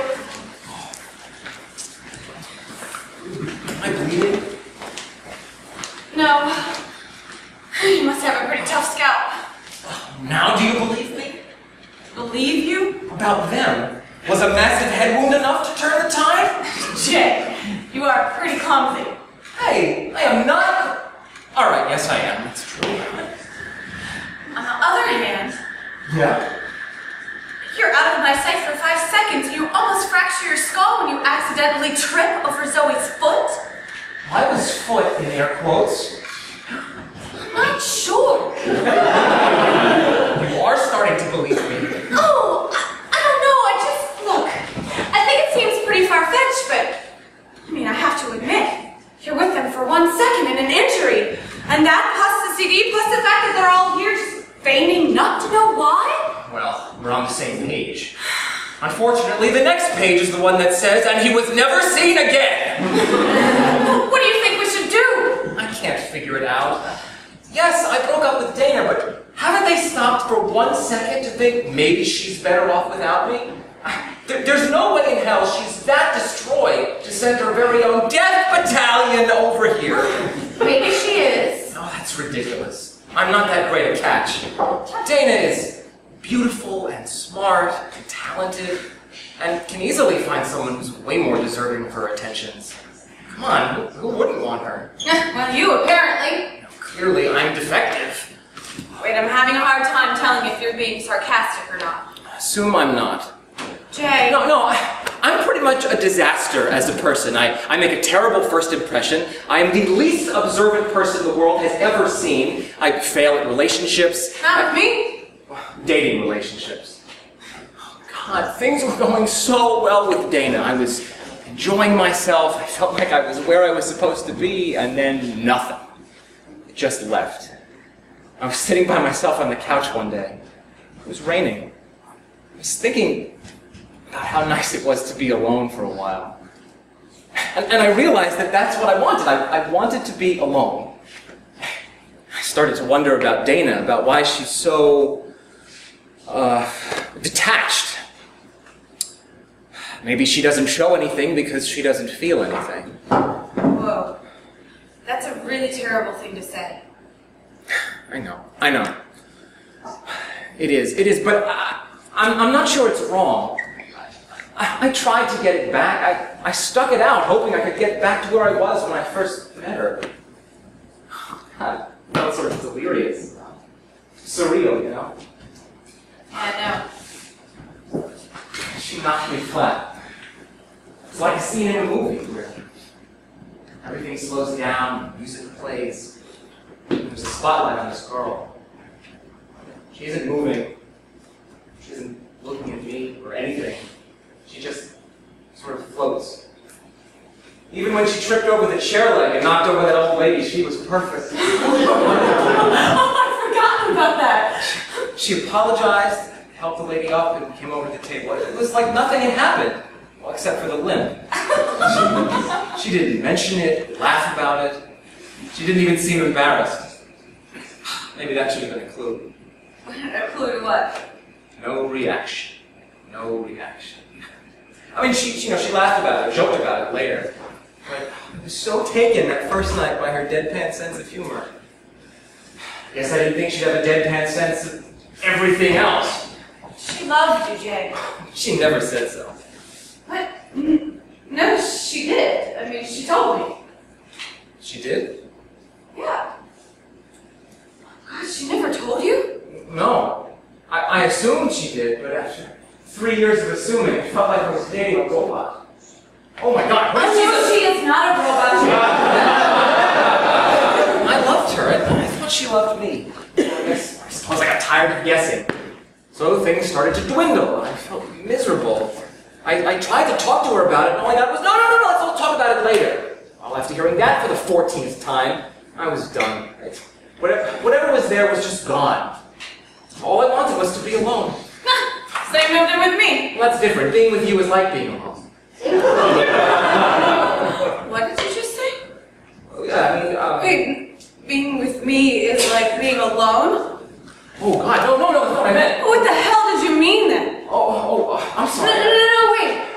Being with me is like being alone. Like, I've just been around for so long that you can just pretend that I'm not here. You can talk to me when you need me and just ignore me when you don't. Wait, I'm trying to figure it out, Jay. But all I can think of is when you called me at 2 o'clock in the morning asking if you could stay with me for a while, what I said was, of course. But what I thought was that you had gone and ruined yet another one of your relationships and come running back to me like you always do, and that you are really the least observant person in the world that has ever seen. If you can't see what this looks like, I bet Dana's even figured it out. What are you talking about? What does it sound like I'm talking about? That you think I take you for granted. Well, that's on the nose. Oh my God, why didn't you ever say anything? Why didn't you ever notice anything? I guess I thought you didn't mind having me around. I don't mind having you here. I like having you here. Why are you so angry at me? Because you are here for the wrong reasons. Wait, if you like having me here, what does it matter what the reasons are? Wait, what's that? I said it matters. What do you want from me? I can't. I gotta go. Where? I just have to go for a little while. I need to be by myself, okay? No, don't leave me alone with them! You're alone whether I'm here or not, so what is the difference? Oh, come on, wait, no. Try. Oh, fuck's sake! How many friends does she have anyway? All right, listen, please, all right. It was a bad thing to say, but what I meant was, hell, all right, look. I'm looking. At the floor. Look at me. You know me. Sometimes. Not sometimes. You know me. You know all the stuff I wish people didn't know. That I'm judgmental and paranoid and I can't cook and I can't dance and I always say the wrong thing. I don't have to pretend to be a wonderful person when I'm around you and hope that you buy it. What I said before, it's like you're the good part of me, the part that tells me when I'm making bad decisions or being an idiot, like I clearly am now. Oh. But for me, the best part isn't that you know me, it's that I know you. I can see when something makes you happy, like dancing to a song like Boogie Shoes. And I can see when something upsets you, like, me. Oh, God, I suck! What is wrong with me? Ah! Can we come out, please? Well... Jay, you okay? No, I suck. Oh, we can come in the living room now. Anna, hush. What's in the what? Guys, why are you here? Dana called. She No, asked. I know that. But why did you actually call? Because Dana asked me to. At the time, I assumed she was worried about you. I was a little worried myself. You were? Of course. I've been here too, remember? Those years you spent with Dana? I was wondering when you'd break. Oh, wait. What are you talking about? Oh, come on, Jay. Dana's been my best friend since high school. I love her. I'd throw myself under a bus for her. But I'd never date her. This isn't the first time this has happened. You're not the first person to find her a little... Mechanical? I was gonna say Vulcan, but yes, mechanical. She doesn't wear her heart on her sleeve like some of us do. That's why we were all surprised that the two of you lasted this long. That's not to say we weren't happy. I mean, we all like you. Speak for yourself. Hi, Rob. What? I'm sorry. I don't. I know. I don't like you either. Oh. Wait, so why are you here? Because Dana asked me to be.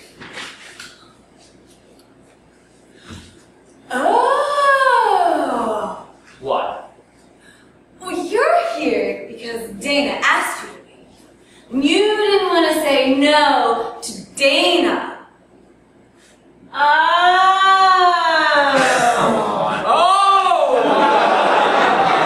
Shut up.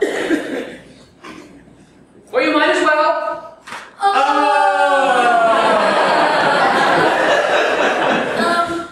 What are we owing about? Ira's got a thing for Dana. Really? Yeah. Oh! Okay, great. Now we've all got that out of our system. Can I go now? You tell Dana I came here to see you and I won't be lying. Everybody's happy. Good luck. I know what I'm doing. I watched you screw things up for the past 3 years. I know what not to do. What's the matter with you? Well, they weren't a good fit. Everybody knew it. Nobody said anything. You guys because you liked them both and just so hoped it would work out. Me because I'm not going to step in where I'm not invited. I'm not that guy. So you're going to go and get Dana on the rebound. You're that guy. If you mean I'm going to actually go see the person that I care about, hell yes, I'm that guy. While you're all over here consoling Fragile Flower J, I'm going to go see my friend, the one that got dumped. Hope that maybe I can make her feel better. And whether or not I can tell that I did, at least I'll know I tried. That's not fair. Dana said... I know what Dana said, and I'll bet you any amount of money that there were 3 reasons for it. 1, she doesn't want us to see her upset. 2, she really wants to make sure that you're okay. You seem to be. I'll tell her so. And I'll be sure to mention that you thought she sent us here to kill you. Ira! Jay's not the bad guy here. There is no bad guy here. Except you're rapidly turning into one. So why don't you give it a rest? Yeah. Sorry. Bad place, I get it. I think Dana's in one too. I think I'm gonna go join her. Okay? What was the 3rd reason? No, it's not important. Yeah, I think it is. Come on, Jay. Look, it can't be any worse than why I thought you were here. My money was on you, by the way. Alright, fine. I thought maybe she sent us over here to check and see whether you two had gotten horizontal yet. What? Like I was the only one thinking it? Well, no, Sam!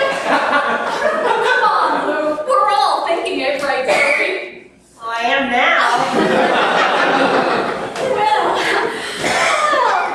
I believe this may be my cutest skedaddle. I arranged to escort a lady out. Sure thing. See you guys. See you around.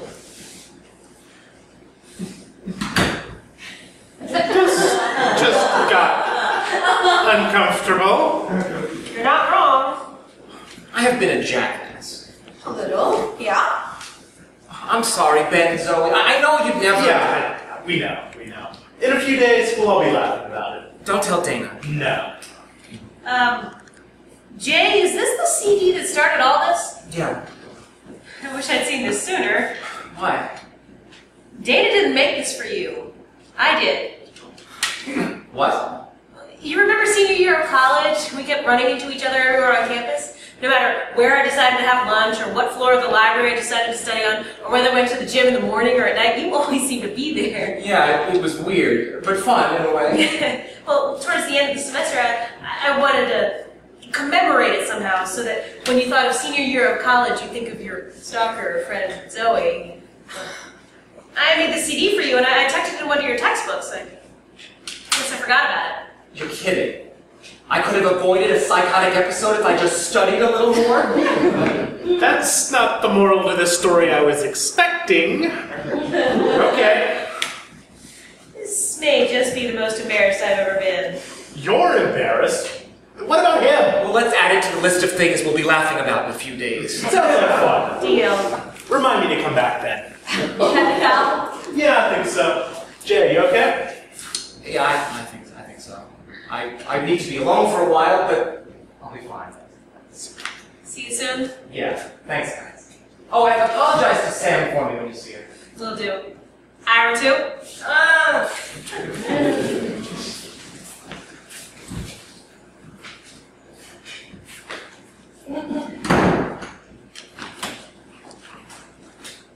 What are you doing? I just need to be sure.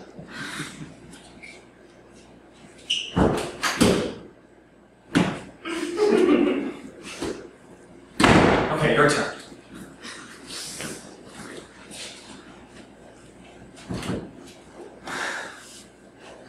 Okay? Okay.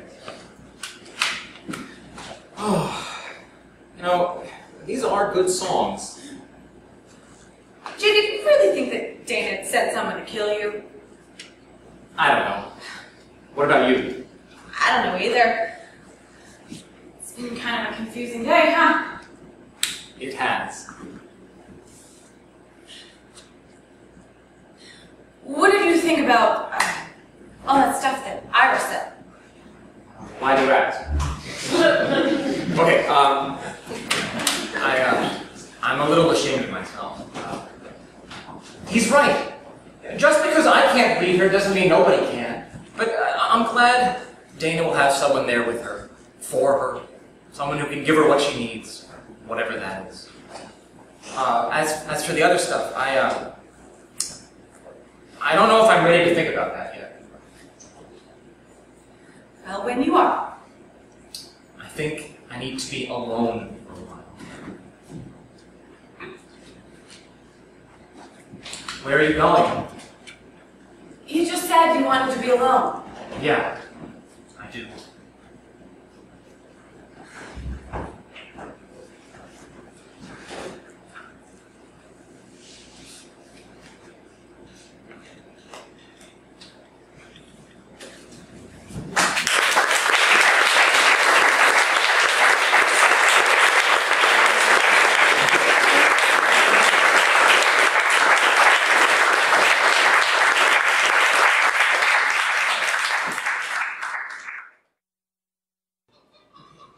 Number 98. Number 99. Number 100. Oh, that's it. I'm finished. I'm flying this coop. Yeah, right, Henrietta. I heard that at number 25, number 50, and number 75, too. I mean it this time. Life's too short. I wasn't born to be a chicken. Oh, really? What were you born to be? Rich and famous. And I will be too. Just look at this ad. I'm going to sign up with Hen House Agents. They're going to put me in a movie and I'll become a big star. And how much will you have to pay these agents? Me pay, really? It says here, all my rations of corn for a year. What? Okay, so I won't become a star, but football is meant to be enjoying life. Yeah, live in a big mansion, raise a big family. Here, see, I already put a personal ad in the Chicken Gazette. In search of true love, I'm one plump chick, a great lay, and yours. I'm ready for a change. And I got a response from the most wonderful rooster. Oh, you did you? What do you know about this rooster? Is he even a rooster? He sent me a letter, his photo, even a resume. Believe you lie? What do I know? Well, go to your rooster. I'd watch my head if I were you. Look, I don't care what you think, because I'm not wasting my life like this only to wind up in some stew pot. I know. I'll become an explorer, travel the world. Right, for chicken travel guides. I've heard great things about Catskills. I'll start there. Where the cats kill? Are you crazy? You need a better plan than that, and you're going to be a goner here too if you don't start laying eggs again. You're wrong, Roxanne. You'll see, because I've got a plan. Yeah, right, to get yourself killed. And you better start counting again, my fine feather friend, at least until 125.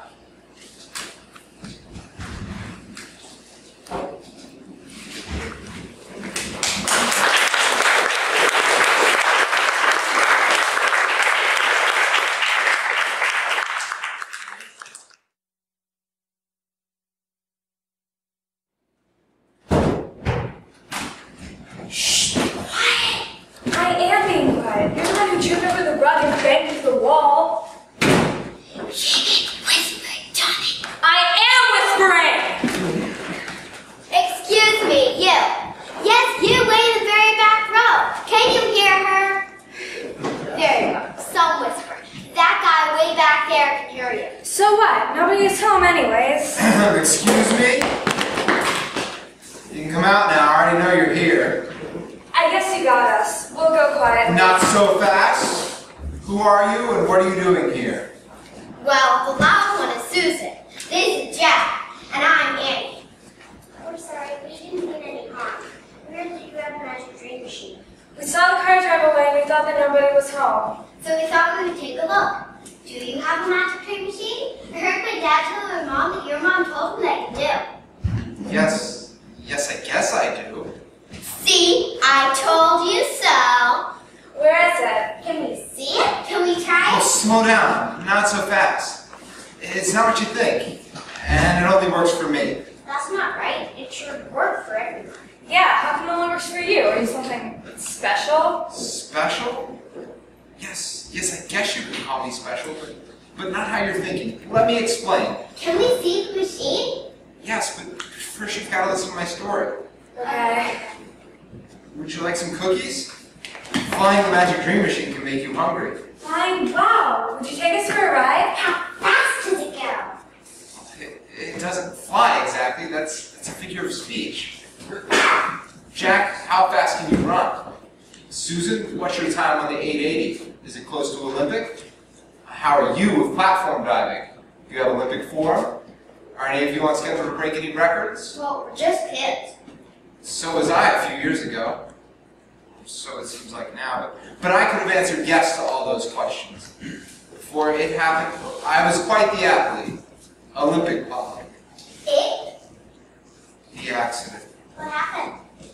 Let's just say I pushed it a little too far. Now I drive race cars all over Europe. I traveled the Far East.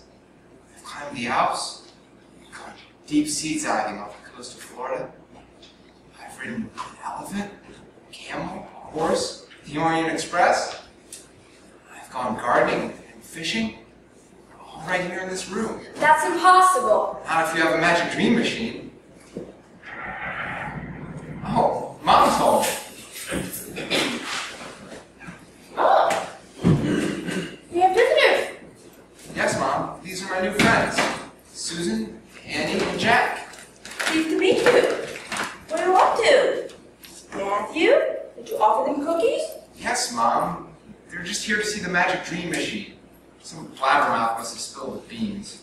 Probably your father. He black is best. Did you show it to them? Not yet. I'm looking up to it. Oh, okay. Are you all right? I could, you know. I'm okay about things. I can fly it quite well. And besides, it's about time I showed it off. After all, I have thousands of readers. Okay. Well, if anybody needs anything, just give a shout. Thanks, Mom. Now, where was I? Oh, yes. The magic dream machine. Do you want to see it? Duh, yes. At last. This is the magic dream machine. That is a wheelchair. You're in a wheelchair? You can't fly now. That's right. Wheelchairs can't fly, but I do.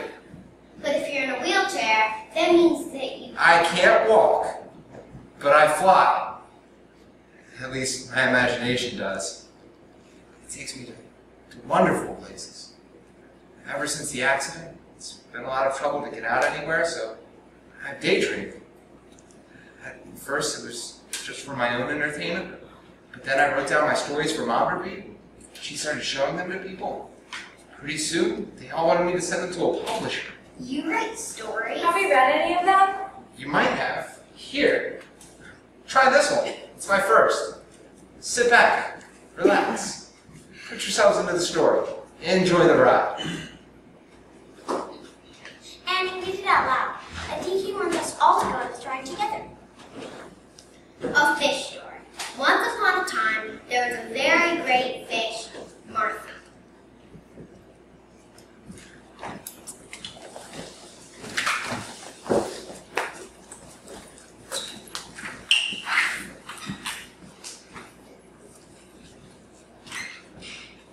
Martha lived in a pond, and she loved to jump. It wasn't just because it was good exercise. She loved to show off before the fish was there, and look at the world above the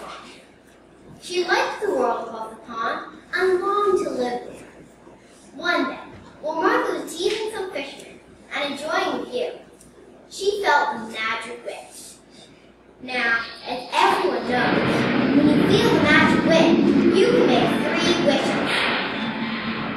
But if you make a 4th wish, everything will return to the way that it had been. There's an animal that Martha saw often. This animal also loved to jump. It ate grass and jumped from place to place. Had beautiful large ears and a fuzzy tail. She knew immediately that this is what she wanted to be. So Martha made her first wish and became a rabbit.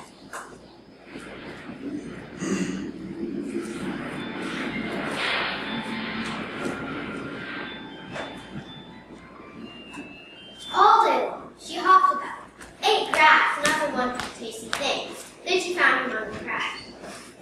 She was able to travel and enjoy the beautiful views. Martha had been a big fish, and everyone should know, in order to become a big fish, she had to be very aware of everything around her. So when the red creature with the long bushy tail made a move towards her, she knew it was time to hop. She made it to the tall grass. Hiding in the tall grass, the fox hunted for her.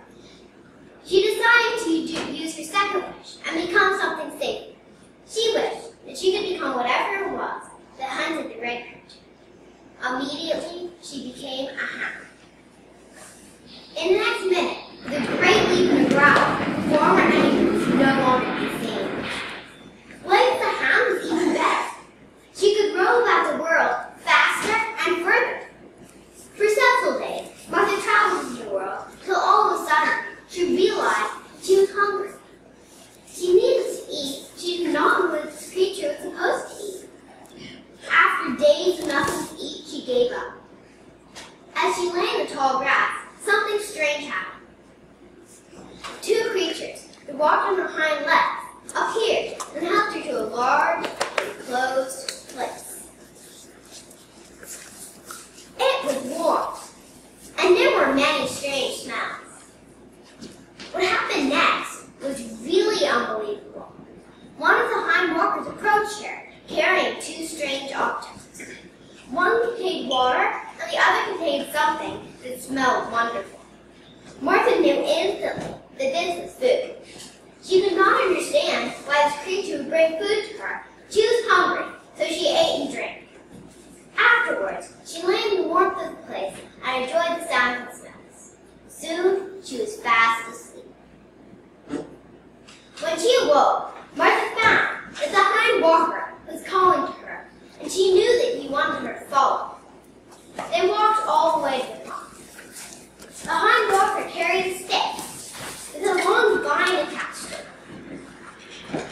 When they reached the pond, they climbed to a thing that was floating on the water like some giant duck. As she watched, the hind walker placed a worm on the end of the vine and dropped it into the water. Martha realized that this hind walker was one of the fishermen who had carried her friends away. She shouldn't like this fisherman, but she could not help herself. Day after day he fed her, and day after day they would play together. Often they would float in the pond in the great dock thing. He would catch many of Martha's friends. But whatever they did, in the evening, the fisherman would feed Martha. She liked him. No, she loved him. She did not live without him. She had never known such a creature that cared for others. She wanted to be like him. She realized she had one more wish.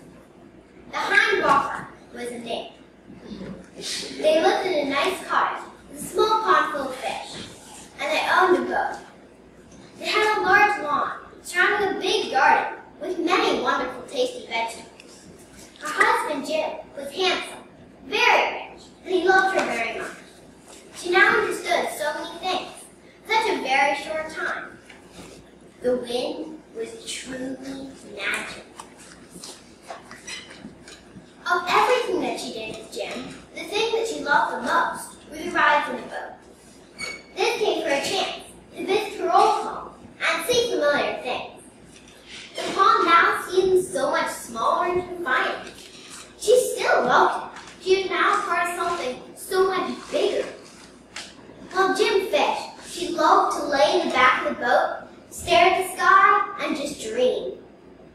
Jim would feed girlfriends, and sometimes he would catch one. He would work very hard at his fishing. Jim only stared at the sky and listened to his stories. He told her this very big fish that he was going to catch someday. It was the largest fish in the pond. He had been unable to catch it for years now. He told her how it would taunt him by jumping and letting him see how big it was. Why, even now, it was taunting him by not showing itself. He had not seen it for weeks. It took some time for Martha realized that she had been this big fish in his dreams. How delightful. He had a big fish, but didn't know it. One day, when they were fishing, Jim hooked a tree root while trying to help him free his line. Martha fell in. No problem, she laughed. She instinctively flipped her fins to regain her balance. Suddenly, she realized humans had no fish, and Martha could no longer swim. As she sank to the bottom, she could see Jim searching frantically for her everywhere. She didn't know but to die, and it would make Jim so sad to lose his wife. Then she remembered the wishes. She had used all three of her wishes. If she used the fourth, the spell would be broken. Yes, the spell would be broken, and she would be a fish again, and fishes could swim. So she made the fourth, and instantly the spell was broken, and she was a fish again. She had been saved. Jim would be happy. Jim would be... She did not see Jim for a long time. Losing his wife like that must have been hard on him. She saw him only once, 3 months. He appeared one day, shortly after the accident, and threw some flowers into the water. He stood there for a short time and then left. Martha jumped and tried to get his attention, but he never even looked at her. One day, about 3 months later, Martha came to the surface, and there was the boat. Jim had the fishing rod and was busy working at fishing. Trying to catch that big fish, Martha thought. He looked so sad. I wish there was something I could do to make him happy. Then she realized, she knew, she would catch his big fish. He would be happy again, and she would be his once more. The end.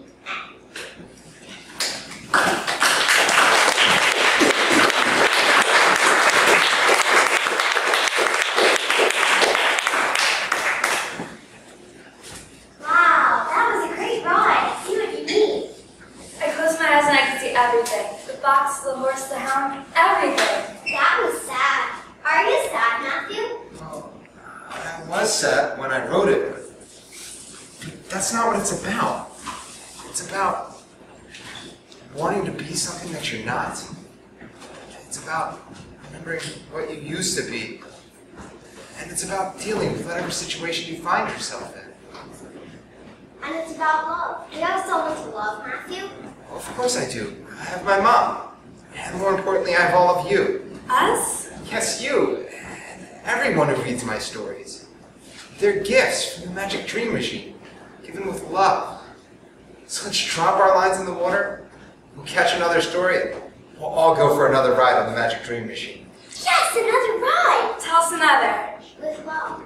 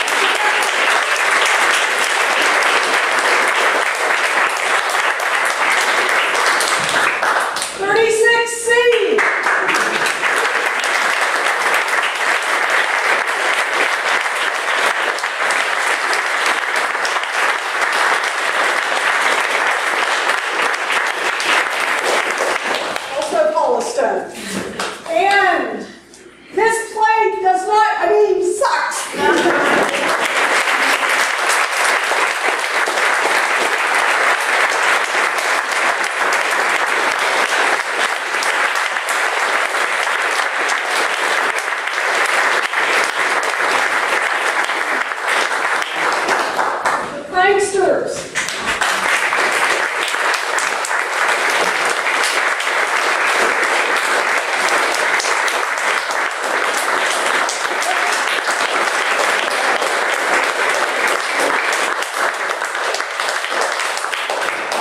Ready or